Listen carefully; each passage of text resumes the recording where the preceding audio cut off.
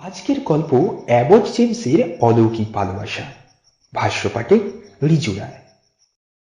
ছোটবেলায় আমি যখন প্যাটসোভিলে বাস করতাম তখন মার্গানের বাগান বাড়িটা ভুতুড়ে বলে জানতাম। কিন্তু গত বছর শরৎকালে সেই বাড়িটা যখন আমি কিনলাম তখন ভূতের ভয় কোন রকম বাধা সৃষ্টি করতে পারেনি। আসলে নিউ ইয়র্ক শহরের গরম গোলমাল আর আর্দ্র আবহাওয়া আমার ভালো লাগতো না এবং সহ্য হতো না। তার উপর একটা থিয়েটারের নাট্য পরিচালক হিসাবে আমাকে সস্তায় 9টা নাটকের অনুষ্ঠান পরিচালনা করতে হতো। মার্গানের ভূসম্পত্তির এজেন্টকে সঙ্গে করে আমি একদিন গাড়িতে করে দেখতে গেলাম বাড়িটাকে। মাঠের মধ্যে দিয়ে চলে যাওয়া রাস্তা ধরে গাড়ি আমাদের এগিয়ে চলল। অবশেষে এক জায়গায় গিয়ে গাড়িটা থেমে গেল। আমি দেখলাম গাছের আড়ালে পুরানো আমলের বড় বড় থামওয়ালা বাড়িটা একা দাঁড়িয়ে আছে। তার সামনে বৃত্তাকার যে উঠোনটা একদিন সবুজ পান্নার মতন ঘাসে ঢাকা ছিল, আর সেখানে কত আগাছা গজিয়ে উঠেছে। বাড়িটার দুপাশে সুগন্ধি ফুলে ভরা কয়েকটি ম্যাগনেলিয়া গাছ প্রহরীর মতন দাঁড়িয়ে আছে। উঠোনের মাঝখানে নিগ্র বৃত্তের এক পাথরের প্রতিমূর্তি অতিথিদের ঘোড়ার লাগাম ধরার জন্য 2 হাত বাড়িয়ে দাঁড়িয়ে আছে। আমি এজেন্টকে বললাম আমি কিনবো বাড়িটাকে। এজেন্ট টুপি খুলে মাথা চুলকে বলল বাড়িটাকে ঠিক করতে কিছু টাকা খরচ হবে। বাড়িটার দিকে আবার তাকালাম আমি। শেষ অপরাহ্নের রঙিন সূর্যের নরম আলো আলোকিত করে তুলেছিল বাড়ির প্রান্ত ভাগগুলোকে। গৃহযুদ্ধের আগে বাড়িটাকে কেমন দেখতে লাগতো তা আমি কল্পনায় ভাবতে লাগলাম। আবার এটা মেরামত করার পর কেমন দেখতে লাগবে তাও ভাবতে লাগলাম। আমি আবার বললাম বাড়িটা আমিই কিনব। এজেন্ট বলল তাহলে আগামী সপ্তাহের মধ্যেই কাগজপত্র সব ঠিক করে ফেলব। 10 দিন পরেই বাড়িটা আমার দখলে চলে এলো। বাড়িটা ভালোভাবে সারাবার জন্য আমি 10 জন লোক নিযুক্ত করলাম। 3 জন মেয়ে লোক বাড়ির ভেতরটা পরিষ্কার করতে লাগলো। দেখতে দেখতে সপ্তাহ 2 মধ্যে বাড়িটা পরিষ্কার হয়ে গেল। বাড়িটার উপর থেকে 50 বছরের পুঞ্জীভূত সব ধুলো ময়লা উঠে গেল। পরিত্যক্ত বাড়িটা থেকে দীর্ঘকাল পর আবার ধোঁয়ার কুণ্ডলি উঠতে লাগলো। পিয়ের স্যাভর নামে আমার এক ফরাসি সহকারী নিউ ইয়র্ক থেকে আইসে আমার কেনা বাড়ির ভিতরকার সাজসজ্জা তদারক করতে লাগলো। পুরানো আমলের বাড়িটার ভিতরে এক হল ঘরে গিয়ে ঘোরানো সিঁড়ি আর 100 বছর আগেকার টালিকাতা মেঝেটা সে প্রথমেই দেখে চমকে উঠল। বাড়িটার মধ্যে 55 ফুট লম্বা ও 35 ফুট চওড়া 10খানা শোবার ঘর আছে, আর আছে একটা বিরাট পড়ার ঘর। প্রায় কয়েক সপ্তাহ ধরে ঘরগুলো সাজাবার জন্য আসবাবপত্র ও সাজ সরঞ্জাম কেনার জন্য শহরে যাওয়া আসা করতে লাগলো বিয়ের। একদিন বাড়ির উঠোনে আমি একা ঘোরাঘুরি করতে করতে দেখলাম উঠোনের শেষ প্রান্তে একটা পুকুরে 2টি জেলে মাছ ধরছে। তারাই আমার বাড়ির প্রথম অতিথি। আমি তাদের সঙ্গে আলাপ করার জন্য এগিয়ে যেতেই তারা ছিপ দাঁড়া ফেলে দিয়ে পালিয়ে গেল। অথচ আমি বলতে চেয়েছিলাম তারা ইচ্ছে মতো যখন তখন এসে এই পুকুরে মাছ ধরতে পারে। এরপর টড জনসন নামে একজন সাংবাদিকের আমার সঙ্গে দেখা করতে। সে প্যাটসোভিল বেকন কাগজে কাজ করত। আমার মার্গান ম্যানসন কেনার ব্যাপারটাকে অবিলম্ব করে ইনিয়ে বিনিয়ে একটা কাহিনী রচনা করতে চায়। টড ছিল আমার ছেলেবেলাকার পরিচিত। সে কয়েক পাত্র মদ খাওয়ার পর এই কথা সে কথা বলার পর অবশেষে হঠাৎ মার্গানের বাড়িটার কথা তুলল।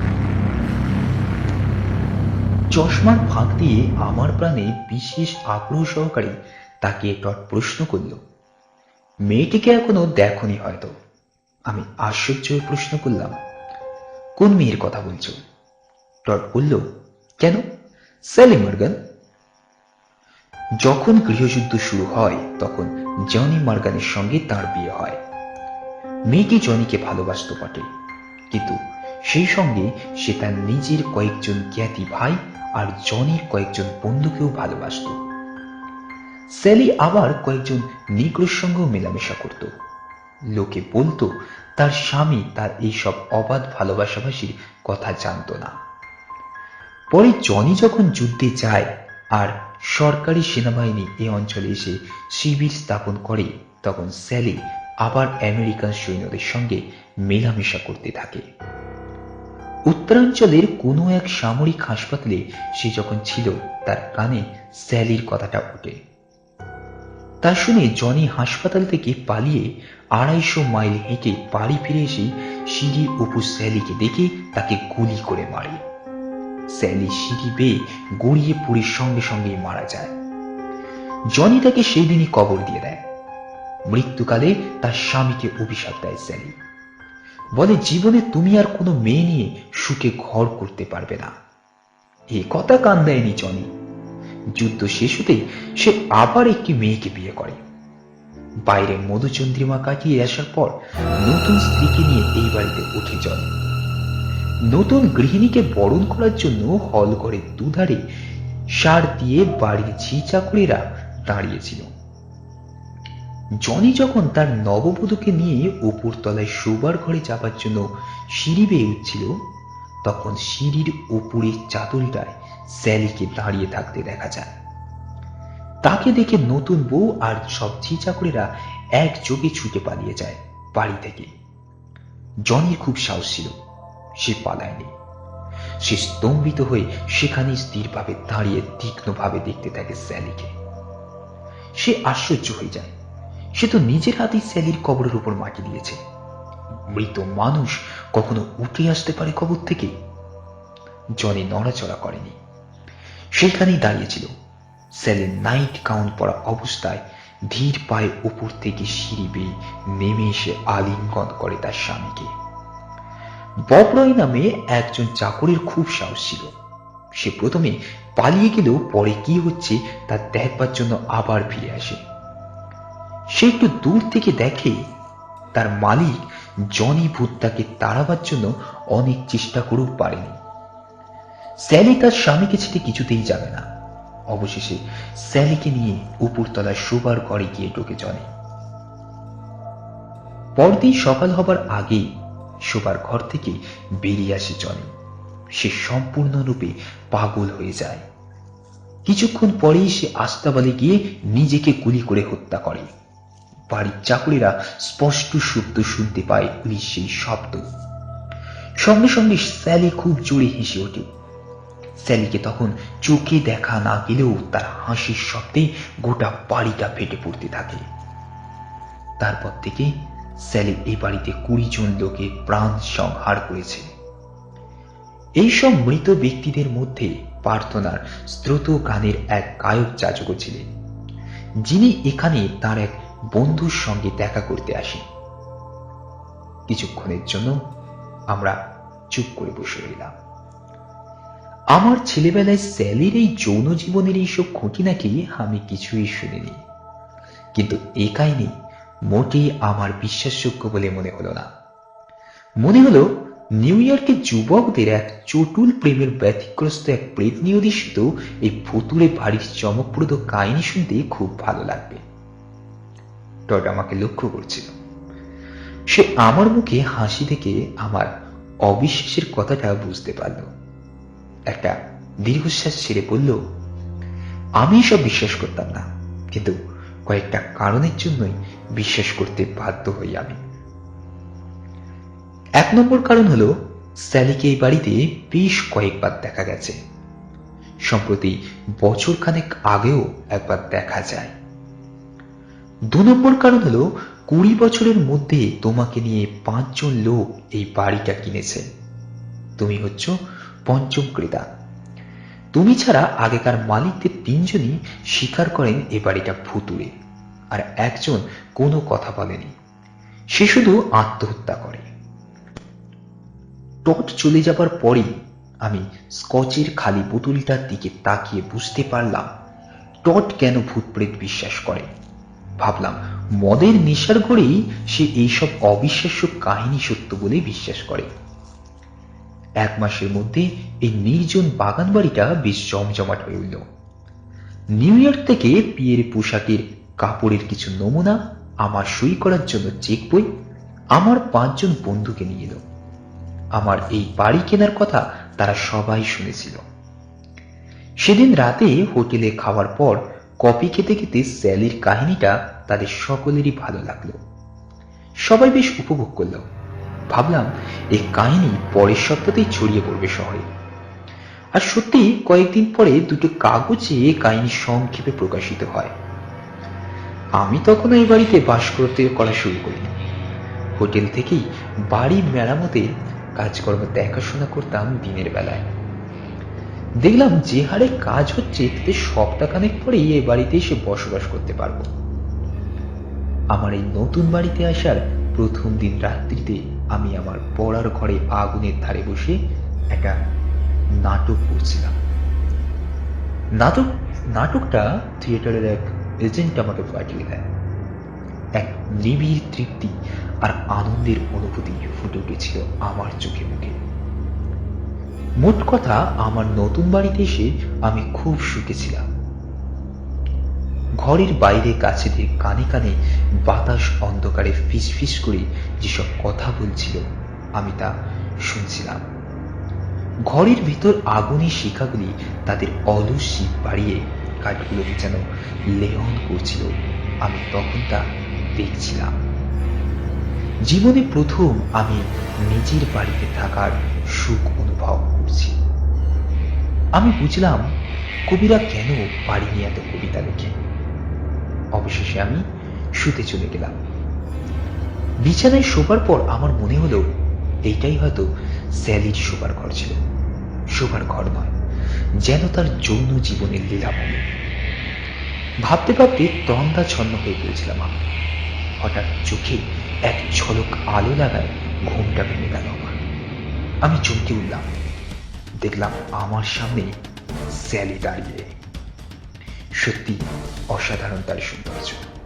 তার ঠোঁট দুটো ছিল সিক্ত, জামার রঙের চুলগুলো পিঠের উপর ঝর্ণা ধারার মতন নেমে এসেছে। তার চোখগুলো ছিল চকচকে সবুজ। তার সুডল সুপুষ্ট স্তন দুটি সোনালি উস্ত্র স্তম্ভের মতন জমাট বেড়ে আছে তার বুকের উপর। তার গায়ে নাইট গাউন ছিল খুব পাতলা। তার ভেতর দিয়ে তার দেহের প্রতিটি অঙ্গ প্রত্যঙ্গে লাবণ্য স্পষ্ট দেখা যাচ্ছিল। তার প্রতিটি অঙ্গ ছিলই যেন এক অফুরন্ত যৌন আনন্দের এক একটি গোপন উপত্যকা। আমি উঠে বসলাম, চিৎকার করে বললাম, কে কে তুমি? কি করছো এখানে? আমার গলা থেকে শুধু এই কথাগুলো বেরিয়ে এলো কোনো রকমে। তার ঠোঁট দুটো বাতির আলোয় চকচক করছিল। সে স্পষ্ট গলায় বলল, তুমি তো জন স্পেন্সার, নাট্য পরিচালক, তাই না? আমি একটু সাহসে মুখের উপর হাসি ফোটাবার চেষ্টা করলাম। প্রথমে ভেবেছিলাম স্যালির প্রেতাত্মা। তারপর দেখলাম এক জীবন্ত মানবীর দেহ স্পষ্ট হয়ে উঠেছে আমার সামনে। আমার মনে হলো স্যালি নয়, নিউ ইয়র্কের কোনো যুবতী আমাকে ভয় দেখিয়ে ঠকাতে এসেছে। তার পোশাক ও দেহ থেকে চোখ সরিয়ে নিতে পারছিলাম না আমি বললাম, কি তোমাকে পাঠিয়েছে সুন্দরী? আমার কথা শুনে নারী মূর্তিটি হতবুদ্ধি হয়ে গেল। সে বিস্ময় বিমূঢ় কণ্ঠে বলল, কে আবার আমায় পাঠাবে? কি বলছো তুমি? আমি নিজেই এসেছি। তার কণ্ঠস্বর মানুষের কণ্ঠস্বরের মতোই স্পষ্ট এবং বাস্তব ছিল। তার কণ্ঠস্বর শুনে আমার মনে হলো এই নারী হয়তো কোনো অভিনেত্রী আমায় ঠকাতে এসেছে। তবে তাকে আমি কখনো দেখিনি এর আগে বলে একটু সন্দেহ হলো। আমার মনে হলো সে হয়তো স্থানীয় কোনো সুন্দরী যুবতী এক চুটুল প্রেমিক ছলনা দিয়ে আমার মন ভুলিয়ে এক গোপন সুরঙ্গ পথ ধরে অভিনেত্রী রূপে নাট্য জগতে প্রবেশ করতে চায়। মনে মনে আমি যখন এইসব কথাগুলো ভাবছিলাম, তখন আমার দৃষ্টি কিন্তু সর্বক্ষণ নিবদ্ধ ছিল সেই নারী মূর্তির উপর। তার দেহ, তার চেহারা, চোখ মুখ, তার কণ্ঠস্বর সব মিলিয়ে অভিনেত্রী হবার তার যে স্বাভাবিক যোগ্যতা আছে, তাতে সে এমনিতেই যে কোনো নাটকে অভিনয় সুযোগ পেতে পারে। আমি তাকে তার কাছ থেকে কোনো প্রতিদান না নিয়ে যে কোনো একটা নাটকে অভিনয়ের সুযোগ দিতে পারি। সাহস করে আমি কথা বললাম আবার। আমি শান্ত কণ্ঠে বললাম, তুমি ভুল করছো, আগে তোমার পরিচয় দেওয়া উচিত। আমার নাম জন স্পেন্সার এবং আমি একজন নাট্য পরিচালক। এই কথাটা ঠিক, কিন্তু আমি তোমাকে মোটেই চিনি না। আমার আপাতমস্তক ভালো করে একেবারে চোখ বুলিয়ে দেখে নিয়ে নারীমূর্তি বলল, আমার নাম মিস লেল্যান্ড। আমি দেখলাম তার মুখের উপর হাসি ফুটে উঠল। সে আমার দিকে এগিয়ে আসতে লাগলো এবং হঠাৎ বাতির আলোটা নিভিয়ে দিল। সবকিছুই অন্ধকার হয়ে গেল। আমার বিছানাটা একটু তুলে উঠল। তারপর সে আমার বিছানার উপর উঠে আমার পাশে এসে শুয়ে পড়ল। তার নরম দেহের উত্তপ্ত স্পর্শ আমি অনুভব করলাম। এ দেহ রক্ত মাংসের কোনো মানবিক ছাড়া আর কারো হতে পারে না। এ দেহ কখনোই কোনো ভূত প্রেতের হতে পারে না। ভূতের কথাটা মন থেকে আবার মুছে যেতে আমার মনে হলো অন্য একটা ভয় এসে গেল। এই যুবতী যদি অবিবাহিত হয় তাহলে তার বাবা আমার বিরুদ্ধে মামলা করবে, আবার যদি বিবাহিত হয় তাহলে একদিন তার স্বামী তার পিছু পিছু এসে আক্রমণ করবে আমাকে। পরদিন সকালে আমি ঘুম থেকে ওঠার কিছু আগেই মিস লেল্যান্ড চলে যায় আমার ঘর থেকে। গত রাতের অভিজ্ঞতার কথা ভাবতে গিয়ে আমার শুধু এই কথাই মনে পড়ে যে সারা রাত ধরে আমি যেন একটা খাঁচার মধ্যে এক বাঘের নৌখদন্তের ভয়াবহ তীক্ষ্ণতা হতে নিজেকে মুক্ত করার জন্য হাত পা করেছি। সে তীক্ষ্ণতা ভয়াবহ হলেও ভালো লেগেছে আমার। সে এক আশ্চর্য অনুভূতি। পরদিন রাতে সে না আসায় হতাশ হলাম আমি। যে অনুমতি সে আমায় দিয়ে গেছে সে আস্বাদ আবার প্রাণ ভরে পেতে চাইলাম আমি। তার কথা ভেবে সারা রাত ঘুম হলো না আমার।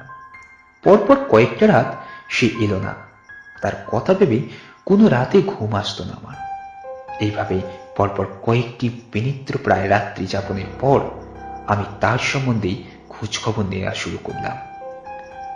মাঠে যেসব লোক কাজ করছিল তাদের একদিন জিজ্ঞাসা করতে তারা হতবুদ্ধি হয়ে গেল। তারা সারা ব্যাটলসভিল অঞ্চলের মধ্যে ওই নামে কোনো মেয়ের অস্তিত্ব আছে বলে জানে না। এ নাম তারা কখনো শোনেইনি। আমার বাড়ির চাকর বাকররা এ বিষয়ে কিছুই বলতে পারল না। যাই হোক, মূর্তিমতি এক সুখ স্বপ্নের মতো পরপর 4 দিন পর পঞ্চম দিন রাত্রিতে দরজা খুলে ধীর পায়ে হাসি মুখে আমার শোবার ঘরে এসে দাঁড়ালো।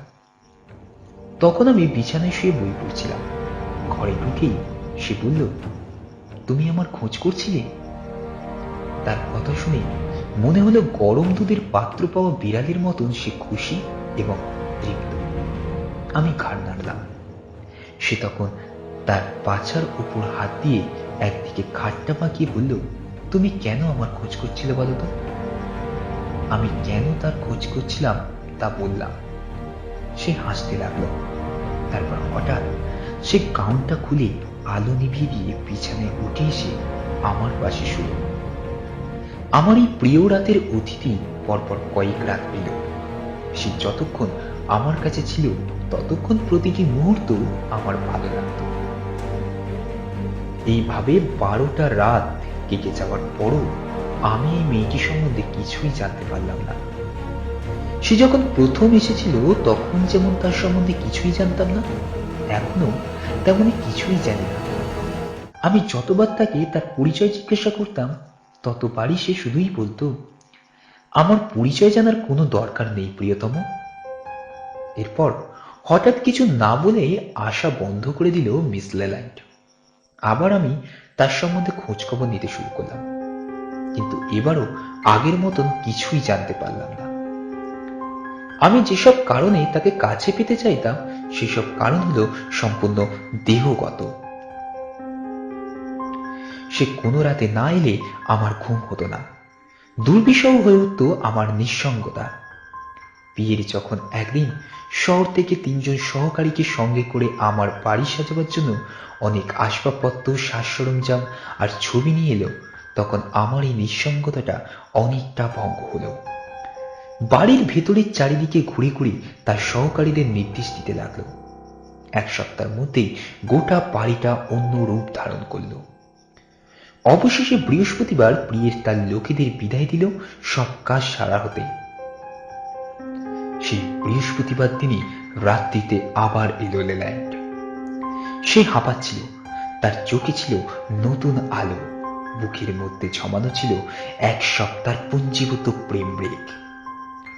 সে আমাকে জিজ্ঞাসা করলো, নিচে যে লোক থাকে ও কে? কোন লোক? সে হাসি মুখে বলল, ওই বেঁকে কাটো যার বাদামি চোখ আছে, এক মেদুর দৃষ্টি। সে তার ঠোঁট দুটো উত্তেজনার সঙ্গে যাচ্ছিল জিভ দিয়ে। আমি বললাম, ওর কথা ছেড়ে দাও, তুমি তো আমাকে পেয়েছ। সে বলল, আমি অবশ্য তোমাকে পেয়েছি। এরপর সে তার চোখের দৃষ্টিটাকে সংকুচিত করে আবার বলল, কিন্তু লোকটা ধরা দিতে চায় না। তার এই অনমনীয় ভাবটা আমার ভালো লাগে। তুমি তুমি বড় বেশি আগ্রহী এবং উপর পড়া। আমি বিস্ময় ফেটে পড়ে বললাম, আমি উপর পড়া? হে ভগবান, হে নারী, কি বলছো? আমার পিঠে নখের দাগগুলো কি আমার হাতের সৃষ্টি? মিস লেল্যান্ড চিন্তিত ভাবে কি ভাবতে লাগলো। কিছুক্ষণ পর সে আমার পিঠের দাগটার উপর হাত বুলিয়ে তার উপর চুম্বন করল। তারপর সেখানটা কামড়ে দিল। সে রাতে তার চলে যাবার সময় আমি তাকে আমার সঙ্গে কিছুদিনের জন্য বোস্টন যেতে বললাম।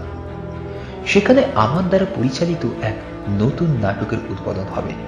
কিন্তু সে লাল চুলওয়ালা মাথাটা নেড়ে গম্ভীরভাবে বলল, না, আমি যেতে পারবো না। আমি বললাম, কেন পারো না? সে বলল, এটা অসম্ভব, আমার যাওয়া হবে না।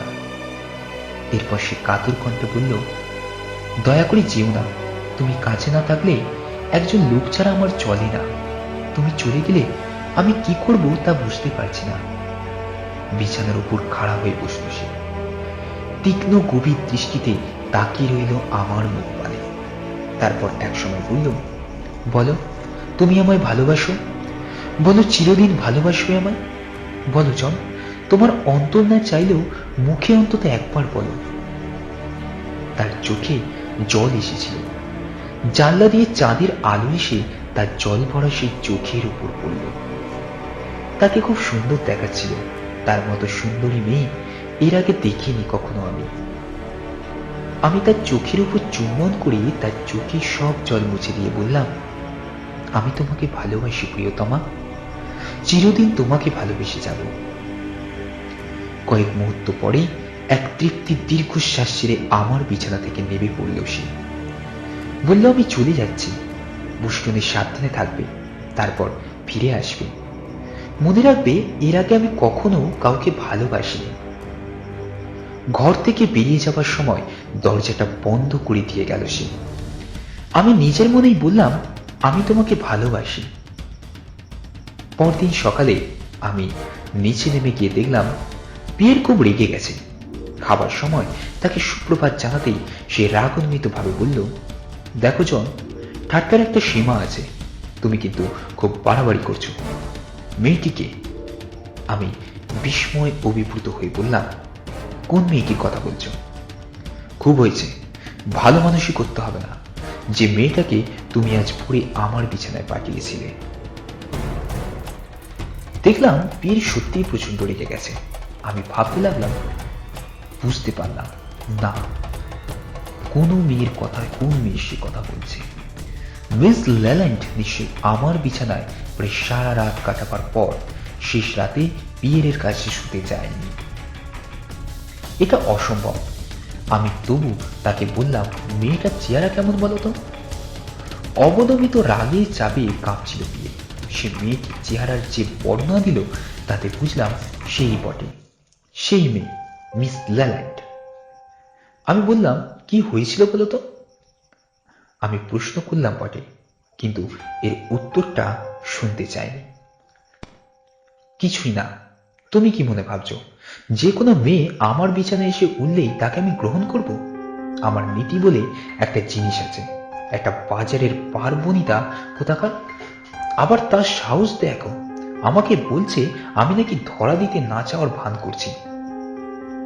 আমি ভাবলাম, তাহলে সেই মেয়েটি সারা রাত আমার কাছ থেকে এত ভালোবাসা পাবার পরও শেষ রাতে পিয়েরের কাছে গেছে আরো ভালোবাসা পাবার আশায়। আমি বললাম, আমি দুঃখিত পিয়ের, সত্যিই দুঃখিত। মেয়েটিকে সত্যিই তা আমি জানি না। আমি অবশ্য খোঁজ খবর নিয়েছিলাম, কিন্তু কিছুই জানতে পারিনি। ফরাসি যুবক পিয়রের রাগ তবু গেল না। তবে দেখলাম তার রাগটা আর আমার উপরে নেই। সে এবার সাধারণভাবে সব নারীদের উপর বিষাদগার করতে লাগলো। সে বলল, নারীরা জন্তুদের মতো, ওরা কখনো তৃপ্ত হয় না। সে শান্ত হলে আমি বললাম, আমি বোস্টনে যাচ্ছি, তুমি যাবে আমার সঙ্গে? পিয়ের বলল, না, আমার এখনো কিছু কাজ আছে, আগামীকাল সব শেষ করে ফেলবো। হ্যাঁ, একটা কথা, ক্লারা ক্লেট আসছে একজন ফটোগ্রাফারকে সঙ্গে করে। তোমার একটা ফটোকে নিয়ে একটা বড় ছবি আঁকতে চাইছে। তাড়াতাড়ি ফিরে এসো বোস্টন থেকে। আমি বললাম, কাল বিকেলেই ফিরবো আমি। এই বলে আমি নিজেই গাড়ি চালিয়ে রওনা হলাম। যাবার সময় খবরের কাগজের অফিসে একবার নেমে টেডির সঙ্গে দেখা করলাম। আমি তাকে মিস লেল্যান্ডের কথা জিজ্ঞাসা করলাম। কথাটা শুনে সে যেন হতবুদ্ধি হয়ে গেল। সে বলল, ওই নামে এ অঞ্চলে কোনো মেয়েই নেই। তবে তার মনে একটা সন্দেহ এসেছিল। সে মনে মনে আমাকে বলল, হঠাৎ এই মেয়েকে খোঁজ করছো কেন? এটা কি খুব দরকারি? আমি কিছুক্ষণ ভেবে নিয়ে ঠিক করলাম, আমি সব কথা তাকে বলবো না, ব্যাপারটা গোপন রাখাই ঠিক। টড বলল, ঠিক আছে, এতে কিছু যায় আসে না, আমি নাম খুঁজে তাকে বার করবই। তুমি বোস্টন থেকে ফিরে এলে আমি তার পরিচয় দিয়ে দেবো তোমাকে। বোস্টন যাওয়া আমার ভুল হয়ে গেল, কোনো ফল হলো না। নাটকটা একেবারেই চলল না। প্রথম দৃশ্যে যবনিকাপাত হতে না হতেই অর্ধেক দর্শক চলে যায় হল থেকে। তার উপর আবহাওয়া খুব খারাপ ছিল। আমি যখন ব্যাটসভিল থেকে ফিরে এলাম তখন মেঘে মেঘে অন্ধকার হয়ে উঠেছে আকাশখানা। মনে হলো এখনই দারুণ একটা ঝড় উঠবে। আমি সোজা টডের অফিসে চলে গেলাম। আমি তার ঘরে ঢুকতেই টড উত্তেজনায় আবেগে লাফিয়ে উঠল। টড বলল, জন, আমি একটা হদিশ পেয়েছি। সে তখন মদ খাচ্ছিল। আমি বললাম, ভালো কথা। সে বলল, শোনো, আচ্ছা, কোথায় দেখেছিলে তুমি মেয়েটিকে? আমি বললাম, সে কথা বলতে পারবো না টড। আমার দিকে তীক্ষ্ণ দৃষ্টিতে তাকিয়ে সে বলল, তাতে কিছু যায় আসে না। এই বলে সে তার টেবিলের ড্রয়ার থেকে একটা ফটো বার করে আমার সামনে তুলে ধরে উত্তেজনার সঙ্গে বলল, বলো, এই মেয়েটা কি? আমি ভালো করে ছবিটা দেখলাম। হ্যাঁ, সেই মেয়েটি, তবে পরনে তার রয়েছে অভিনয়ের পোশাক। মনে হলো সে যেন স্কারলেট ও হারার ভূমিকায় অভিনয় করছে। আমার চোখের নীরব দৃষ্টি টডের প্রশ্নের উত্তর দিয়ে দিল। টড বলল, আমি জানতাম ওই বাড়িতেই সে আছে। তার মাথার চুল লাল, চেহারাটা এই রকম। আমি হতাশ হয়ে চেহারায় বসে পড়লাম।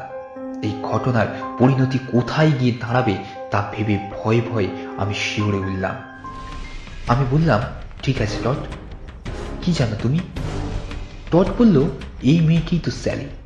তার কুমারী বয়সে তার নাম ছিল লেল্যান্ড, স্যালি লেল্যান্ড। ঈশ্বর আমাদের মঙ্গল করুন, তুমি তাহলে তাকে দেখেছ, এইবার ভূত বিশ্বাস করতে শিখবে। টড হাসতে লাগলো, কিন্তু আমার মুখের উপর স্পষ্ট ভয়ের চিহ্ন ফুটে উঠতে দেখে তার হাসি থেমে গেল। সে অনুতপ্ত হয়ে বলল, আমি দুঃখিত জন, আমি তোমাকে উপহাস করতে চাইনি। সে আমার কাছে যখন এইভাবে ক্ষমা চাইছিল তখন আমি তার ঘর থেকে নীরবে বেরিয়ে এলাম। ঘন কালো মেঘে ভারী হয়ে আছে আকাশের সব দিগন্তগুলো। বর্জ্যগর্জন হচ্ছিল, বিদ্যুৎ চমকাচ্ছিল। তারই মাঝে আমি আবার আমার বাড়িতে গিয়ে পৌঁছালাম, কিন্তু বাড়িতে গিয়ে পিয়েরের দেখা পেলাম না। আমি উপরতলায় গিয়ে বাড়ি থেকে চলে যাবার জন্য জিনিসপত্র গোছাতে শুরু করতেই ঝড় শুরু হলো। জানলার সার্সির উপর আছাড় খেয়ে পড়ে বাতাস যেন আর্তনাদ করছিল। বৃষ্টির ধারাগুলো যেন বন্য জন্তুর মতন আঁচড় কাটছিল ছাদের উপর। মাঝে মাঝে বিদ্যুতে চকিত আলো ঝলকে উঠে পরক্ষণে নিভে যাচ্ছিল। বাইরে বজ্রপাত হলো যেন কোথাও। আমার মনে হলো অগ্নিবর্ষ এক গুরুতর যুদ্ধক্ষেত্রের মধ্যেই এসে পড়েছে যেন সহসা। সত্যি কিংকর্তব্য বিমূঢ় হয়ে পড়েছিলাম আমি। তবে একটা জিনিস আমি বেশ বুঝতে পারছিলাম, এই বাড়ি ছেড়ে চলে যেতে হবে আমার আপাতত। পরে ভাবনা চিন্তা করে যা কিছু হোক একটা ঠিক করা যাবে। আমার পড়ার ঘরে আগুন জ্বেলে রেখে গিয়েছিল বাড়ির চাকরেরা। সারাদিন ধরে কাজ করে সন্ধ্যার আগে চলে যায় তারা। আগুনের ধারে বসে আমি কি করা যায় তা নিয়ে ভাবতে লাগলাম। টডির কথা শোনার পর থেকে আমার চেতনা আসর হয়ে আসছিল ক্রমশ যেন। আমার সমস্ত বাড়িটাকে এক অবাস্তব অতি প্রাকৃতিক বস্তু বলে মনে হচ্ছিল। সমস্ত বাস্তবতা বুদ্ধি আমি হারিয়ে ফেলেছিলাম একে একে। এমন সময় সহসা পিয়েরের আর্তনাদ শুনে আমি চমকে উঠলাম। আমি ছুটে গিয়ে সিঁড়ি বেয়ে নামতে লাগলাম। দেখলাম পিয়ের সিঁড়ির নিচে প্রথম ধাপে কুঁজো হয়ে কোন রকমে দাঁড়িয়েছিল। আমি যেতেই সে ক্ষীণ করতে বলল, ভালো। আর কোনো কথা বলতে পারল না। তার মুখখানা বিবর্ণ, তার চোখগুলো ঘুরছিল, সমস্ত শরীর অবসান্ন দেখাচ্ছে। আমার দিকে এগিয়ে আসার জন্য সিঁড়ির ওপরে একটা ধাপ উঠতেই সে গড়িয়ে পড়ে গেল। আমি ব্যস্ত হয়ে বলে বললাম, পীর, কি হয়েছে তোমার? সে ক্ষীণ কণ্ঠে কোন রকমে বলল, হ্যাঁ, সেই মেয়ে। উচ্চ শক্তি সম্পন্ন কোনো বৈদ্যুতিক তারের দ্বারা পৃষ্ঠ কোনো দেহের মতো তার সর্বাঙ্গ ভীষণভাবে কেঁপে কেঁপে উঠছিল। সে কোন রকমে উঠে দাঁড়াবার চেষ্টা করে আমার পায়জামার আঁচল ধরে সকরুণ কণ্ঠে বলল, ওকে সরিয়ে দাও আমার কাছ থেকে, ওকে আমার কাছে আর আসতে দিও না। এই কথা বলেই সে ফুঁপিয়ে কাঁদতে লাগলো। আমি তাকে ধরে জোরে নাড়া দিতে লাগলাম তার দেহটাকে। আমি বারবার বলতে লাগলাম, কি হয়েছে তোমার পিয়ের? পিয়ের বলল, গত রাতে সে আমার বিছানায় আবার এসেছিল। সারা রাত ধরে জ্বালাতন করে আমার। তুমি জানো আমার গায়ে তেমন জোর নেই, ও আমায় মেরে ফেলবে, আমাকে এ বাড়ি থেকে সরিয়ে নিয়ে চলো। আমি তাকে ধরে দাঁড় করিয়ে দিলাম। বললাম, ঠিক আছে, আমরা চলে যাব, তোমার জিনিসপত্র গুছিয়ে নাও। তার চোখগুলো ঘুরছিল। আবার এক দারুণ ভয় আচ্ছন্ন হয়ে পড়ল সে। ভয় ভয় বলল, না না, এখনই চলো, সে দাঁড়িয়ে আছে কাছাকাছি কোথাও। তার ভয়টা আমার মধ্যে সংক্রামিত হলো। আমি যেন বাড়ির সর্বত্রই স্যালির অদৃশ্য অতি প্রাকৃত উপস্থিতি প্রত্যক্ষ করছিলাম, কিন্তু তার উপস্থিতির মধ্যে তপ্ত কোনো যৌন আবেদন খুঁজে পাচ্ছিলাম না। এখন শুধু মনে হচ্ছিল সে যেন এক হিংস্র জন্তু। সহসা নরকের দ্বার খুলে নরকীয় এক জন্তু যেন দুর্যোগ ঘন ওই নৈশ অন্ধকার ভেদ করে তার শিকার খুঁজে বেড়াচ্ছে। এমন সময় বাতির আলোগুলো ক্ষীণ হতে হতে নিভে গেল একেবারে। শুধু ঘরের ভেতর জ্বলন্ত আগুনের আভা ছাড়া আর কোথাও কোনো আলো ছিল না সারা বাড়িটার মধ্যে। এমন সময় পিয়ের হঠাৎ বলল, জন, ওই দেখো, সে আসছে।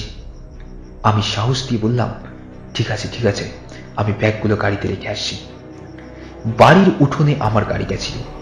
আমি যখন গাড়িতে মালপত্রগুলো রাখার জন্য বাইরে বেরিয়ে গেলাম, তখন পিয়ের ভয়ে আমার সঙ্গ ছাড়ল না।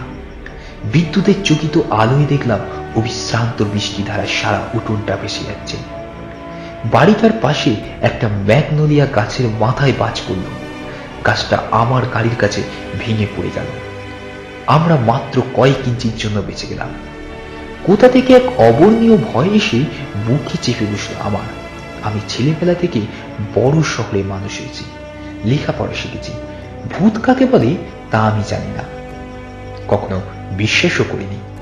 তবে এই বাড়িতে আছে স্যালির অস্তিত্ব। শুধু তাই নয়, একটু আগে যে বজ্রপাতের ফলে গাছটা পড়ে আমাদের গাড়ির পথটা আটকে দিল, সে বজ্রপাত স্যালিরই কাণ্ড। আর মনে হলো আমরা যদি অন্য পথে উঠোন পার হয়ে চলে যেতে চাই, তাহলে আমাদের পথ রুদ্র করে দেবে এবং এবার হয়তো সেই পথরোধের ব্যাপারটা ভয়ঙ্কর হয়ে দাঁড়াবে। বাড়িটার গাড়ি বারান্দার তলায় দাঁড়িয়ে আমি নির্বাক দর্শকের মতন দেখে যেতে লাগলাম। ঝড় বৃষ্টির ক্রমাগত আঘাতে আমার বাড়িটা যেন ধ্বংস হয়ে যেতে বসেছে। উঠোনে সব ফুল গাছ ও অন্যান্য গাছপালাগুলো ভেঙে চুরে মাটির সঙ্গে মিশে গেছে। বাড়ির ভেতর সব ঘরের জানলার কাঁচগুলো ভেঙে পড়ে যাচ্ছে। একদিকে একটা ঘর ভেঙে পড়ল। আমি বাড়ির ভেতরে ছুটে গেলাম। পিয়েরও একা থাকতে সাহস না পেয়ে আর্তনাদ করতে করতে আমার পিছু পিছু ছুটে এলো। আমরা বাড়ির ভেতর ঢুকতেই সদর দরজাটা সশব্দে বন্ধ হয়ে গেল। মনে হলো এই দরজা যেন চিরদিনের মতো বন্ধ হয়ে গেল এবং আর কেউ কখনো খুলতে পারবে না সেটা। বাড়ির ভেতর সর্বত্রই বাতাস যেন শ্যালির গন্ধে ভেসে বেড়াচ্ছিল। ঝড় বৃষ্টির প্রবল শব্দকে ছাপিয়ে উঠেছিল, যেন তার উত্তপ্ত প্রেম ব্রেগের দুর্মর স্পন্দন। এক নিদারুণ আশঙ্কা আর অস্থিরতা স্তম্ভিত হয়ে আমি সিঁড়ির তলায় দাঁড়িয়েছিলাম। অবশেষে আমি আকুলভাবে ডাকতে লাগলাম, গলা ফাটিয়ে চিৎকার করে, স্যালি ল্যান্ড, কোথায় তুমি? কিন্তু ঝড়ের গর্জন ছাড়া আর কিছুই শুনতে পেলাম না। আমি আবার ডাকতে লাগলাম। একবার মনে হলো এটা আমার নিছক নির্বুদ্ধিতা, এক অতি নাটকীয় অতিশয্যা ছাড়া আর কিছুই নয়। কিন্তু আবার মনে হলো এটা আমার নির্বুদ্ধিতা নয়। আমার কম্পিত হিমশীতল মস্তিষ্ক এটা বেশ বুঝতে পেরেছিল যে স্যালি আমার কথা, আমার ডাক বেশ শুনতে পাচ্ছে। আমি পেছন ফিরে তাকাতেই দরজার কাছে স্যালি চাপা হাসির শব্দ শুনতে পেলাম। পেছন ফিরে এগিয়ে দরজাটা খোলার চেষ্টা করলাম আমি মরিয়া হয়ে, কিন্তু দরজাটা খুলল না। অথচ তাতে খিল ছিল না। আসলে বৃষ্টির জলের ঝাপটায় দরজার কাঠগুলো ফুলে ওঠায় দরজাটা বন্ধ হবার সঙ্গে সঙ্গে সেটা আপনা থেকেই এঁকে যায়। কিন্তু আমার কেবলই মনে হচ্ছিল স্যালি যেন এই বাড়ি থেকে বেরিয়ে যাবার সব পথ রুদ্র করে দিয়েছে। আমি আবার সেই সিঁড়ির তলায় ফিরে গেলাম। চিৎকার করে বললাম, স্যালি, দয়া করে আমাদের যেতে দাও। আবার সেই হাসির শব্দ। এবার সে হাসির শব্দটা আরো জোরে মনে হলো। আসন্ন বিপদের এক বিভীষিকা তার দানবিক হাত দিয়ে আমার পেটে নাড়ি ভুঁড়ির মধ্যে আঁচড় কাটতে লাগলো যেন।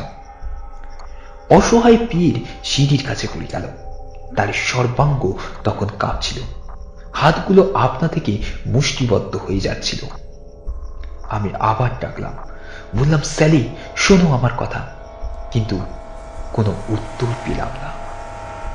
পরে উপরতলা থেকে গানের শব্দ আসতে লাগলো। মনে হলো যেন কোনো স্বামী খাতিনি মাকুড়সা তার নতুন স্বামীকে হত্যা করার জন্য তার জালের মধ্যে আবদ্ধ করে হত্যার আগেই এক যৌন লীলায় মত্ত হতে চলেছে। আমি পিয়েরকে সেইখানে রেখে নিজে সিঁড়ি বেয়ে উঠে শোবার ঘরের দিকে এগিয়ে গেলাম। স্যালির গানটা হঠাৎ থেমে গেল। আমি আরো বেশি করে ভয় পেয়ে গেলাম। তবু আমি বুঝলাম স্যালি একমাত্র শোবার ঘর ছাড়া আর কোথাও দেখা দেবে না আমায়, অথবা কোনো কথাও বলবে না। একমাত্র সূর্যারূপ সমর ক্ষেত্রেই স্যালির সঙ্গে দেখা হবে আমার। আমি আমার শোবার ঘরে ঢুকে বিছানায় শুয়ে পড়লাম। বাইরে ঝড়ের বেগটা বেড়ে উঠল আরো। বাড়ির অন্যদিকে আর একটা ম্যাগনোলিয়া গাছ ছিল, সেটা রান্নাঘরের উপর ভেঙে পড়ে গেল। এবার আমার শোবার ঘরের দরজা খুলে গেল। দেখলাম দরজার কাছে দাঁড়িয়ে আছে স্যালি। তার মাথাটা একদিকে বাঁকানো ছিল। আমি জোরে চিৎকার করে উঠলাম, হ্যালো স্যালি। আমার কণ্ঠস্বর ঝড়ের শব্দকে ছাপিয়ে উঠল। তার সবুজ চোখ দুটো একবারে উজ্জ্বল হয়ে ওঠার পর সংকুচিত হয়ে উঠল। সে আশ্চর্য জিজ্ঞাসা করল, তুমি ভয় পাওনি? ঘাড় মেরে আমি বোঝালাম, আমি ভয় পাইনি। আমার লুপ্ত চোখের দৃষ্টি তার পাতলা কাউন্টার ওপর পড়ল। ভয় সত্ত্বেও এক জারো যৌন কামনা আবার উত্তল হয়ে উঠল আমার মধ্যে। আমি ধীর পায়ে এগিয়ে গেলাম তার দিকে। বাইরে ঝড়ের গর্জন অপ্রশমিত প্রবলতায় সংকৃত হয়ে উঠছিল। ছাদে প্রকাণ্ড শব্দে কি একটা পড়তে সমস্ত বাড়িটা কেঁপে উঠল। সেলি তার একটা হাত বাড়িয়ে আমাকে থামতে বলল। সে বলল, কেন তুমি এখানে এসেছ? আমি বললাম, এই কথা কেন বলছো? সে বলল, আমার কথার উত্তর দাও। আমি বললাম, কারণ আমি তোমায় ভালোবাসি। ব্যথাহত ও অপ্রীত অবস্থায় স্যালি বলল, আমাকে কেউ ভালোবাসেনি, সবাই শুধু আমার দেহটাকে ভালোবেসেছে, তুমিও তাদের থেকে পৃথক নও। আমি বললাম, তুমি আমার সম্বন্ধে ভুল বুঝেছ স্যালি, আমি তোমার সম্বন্ধে সব জানি। 100 বছর ধরে যত প্রেমিক এসেছে তোমার কাছে, আমি তাদেরকে সবাইকে জানি। সবাই জানে তুমি মৃত, কিন্তু আমার কাছে তুমি অন্য নারীর থেকেও বেশি জীবন্ত। আমি তোমাকে আজও ভালোবাসি। সে গভীর দৃষ্টিতে আমার প্রাণে তাকালো, কথা বোঝার চেষ্টা করছিল। সে তার চোখের জল মুছে বলল, এরা কি কেউ আমায় ভালোবাসেনি জন? আমি তাকে আলিঙ্গন করার জন্য 2 হাত বাড়িয়ে দিলাম, কিন্তু সে আমার হাত দুটোকে সরিয়ে দিয়ে বলল, থামো, আমাকে ভাবতে দাও। আমি তার কাঁধের উপর হাত রাখলাম। তার কাঁধ দুটো নরম আর তপ্ত মনে হচ্ছিল। সে কাতর কণ্ঠে বলল, না, এখন নয়।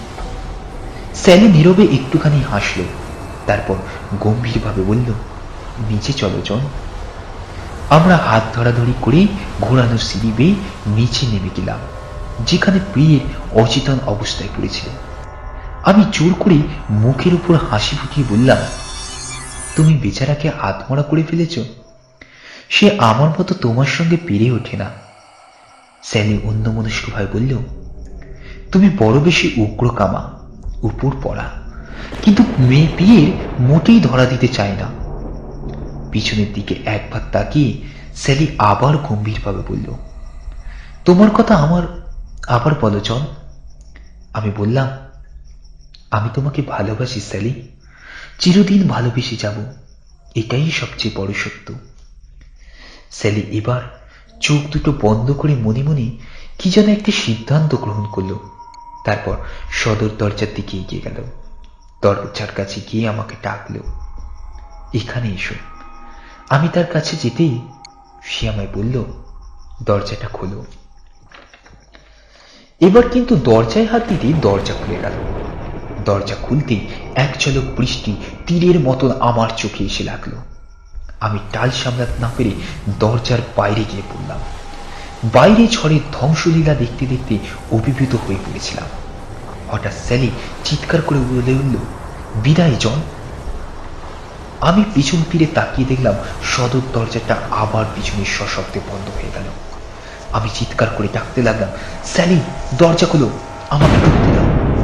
কিন্তু শুধু ঝড়ের গর্জন ছাড়া আর কিছুই শুনতে পেলাম না। আমি আবার বললাম, স্যালি, প্রিয়ারের কি হবে? এই প্রশ্নের কোনো জবাব পেলাম না। আমি পাগলের মতন হয়ে গেলাম। বাড়ির পেছনের দিকে ছুটে গিয়ে পেছনের দরজাটা খোলার চেষ্টা করলাম, কিন্তু সেটা এমন শক্তভাবে বন্ধ ছিল যে কোনো মতেই তা খুলতে পারলাম না। আমার তখন একমাত্র চিন্তা পিয়েরির জন্য, তাকে যেমন করেই হোক বাঁচাতেই হবে। আমি তখন ভাঙা গাছপালা ডিঙিয়ে জল কাদার মধ্যে দিয়ে অন্ধকার প্রায় 4 মাইল পথ হেঁটে অবশেষে টডের অফিসে গিয়ে পৌঁছালাম। আমি টডকে মিথ্যা কথা বললাম আমার এক বন্ধু সিঁড়ি থেকে পড়ে গিয়ে অচেতন হয়ে পড়ে আছে। আমি তাকে সেখান থেকে সরাইনি, কারণ ভাবলাম মস্তিষ্কে রক্তক্ষরণ হতে পারে। পৌর কর্তৃপক্ষের একজন লোক, একজন ডাক্তার আর টডকে নিয়ে গাড়িতে করে যখন আমি আমার মর্গান ম্যানসনে পৌঁছালাম, তখন রাত দুপুর হয়ে গেছে। গিয়ে দেখলাম সদর দরজাটা খোলা আছে, বাতাসে সেটা দুলছে, কিন্তু পিয়েরের কোনো চিহ্নই নেই। সিঁড়ির নিচে যেখানে তাকে অচেতন্য অবস্থায় ফেলে রেখে গিয়েছিলাম সেখানে সে নেই। বাড়ির সব ঘর, সব জায়গায় আলো নিয়ে তন্ন তন্ন করে খুঁজেও তাকে পাওয়া গেল না। তার কি হয়েছে একমাত্র আমিই তা জানতাম। টডো তা বুঝতে পেরেছিল, কিন্তু আইন বাঁচিয়ে চলতে গিয়ে সে কথা মুখ ফুটে বলতে পারলাম না আমরা। সবাই বলল ঝড়ের মাঝে ঘুরতে ঘুরতে পুকুরে হয়তো ডুবে গেছে। একটা প্রবাদ বাক্যের কথা মনে পড়ে গেল আমার, একজনের স্বর্গ অন্যজনের নরক। স্যালির সহচর্যে যৌন জারো সুখের যে স্বর্গরাজ্য অধিষ্ঠিত হতাম আমি, সেই স্বর্গরাজ্য পিয়েরের কাছে এক সাক্ষাৎ নরকের মতো। অতৃপ্ত কামনায় ভয়ঙ্কর প্রেম বেগে তপ্ত এক আশ্চর্য মেয়ে স্যালিকে আমি কখনো ভুলব না। সে আমাকে সত্যিই ভালোবাসত, কিন্তু পিয়েরকে তার প্রেত পুরীতে খেলার সাথী হিসাবে চিরদিনের জন্য পেতে চেয়েছিল। পিয়ের যে সত্যি সত্যি সহজ সরল ও অকপট এবং নারী সম্বন্ধে সত্যিই কোনো উৎসাহ ছিল না তার, এ কথা মানতে পারেনি স্যালি। সে ভাবল পিয়েরের মনের ভিতর কামনা থাকলেও সে বাইরে অনীহার ভান করছে, সে দিতে চাইছে না। তাই সে ইহলোক ও ইহ জীবন থেকে চিরদিনের মতন তাকে সরিয়ে নিয়ে যায়।